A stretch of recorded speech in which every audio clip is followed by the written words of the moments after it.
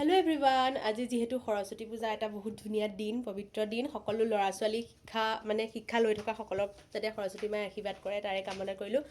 পিছে এইফালে সৰস্বতী পূজা বুলি ৰেডি হৈছে আমাৰ সৰস্বতী মা, আৰু এইফালে আৰু এজনী আছে, এইফালে গ'ল। মই পিছে নাই লোৱা বিকজ মোৰ কেনেকুৱা লাগিছে ক'বা, মোক ধুনীয়া লাগিছে নে বেয়া লাগিছে কমেণ্ট ধুনীয়া কৰি লাগিছে, ক'বা। কাপোৰযোৰ সৈতে মৰম লাগিছে হয়নে?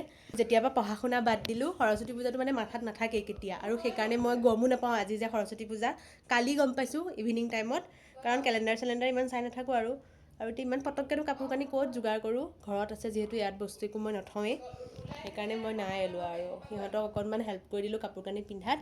ৰ'ব, আমাৰ আৰু এজনী কাজলক মানে সৰস্বতীক দেখাই দিছোঁ, এইজনী সৰস্বতী পূজা বুলি অলপ মেকআপ কৰি যাওঁ, কেনেকুৱা লাগিছে কমেণ্ট কৰিবা। মই যাওঁগৈ আৰু ইহঁতক উলিয়াই মেলি এতিয়া। বাকী বাই বাই। ইমান ধুনীয়া লাগিছে চাহ দেখিবলৈ। সঁচাকৈ ধুনীয়া লাগিছে। চাহি কাজল, মোৰ কেমেৰাটোত কিমান ধুনীয়া লাগিছে। ফটোখন উঠি যাওঁ যা।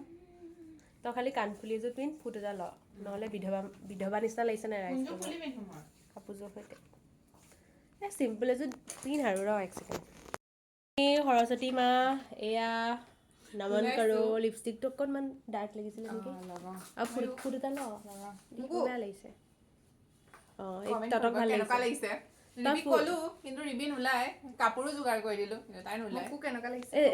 কাজলৰ লিপষ্টিক অকণ ডাঠ কৰ আৰু ফুট ল, তহঁতক ভাল লাগিছে তহঁতৰ ফুটটোৰ সৈতে।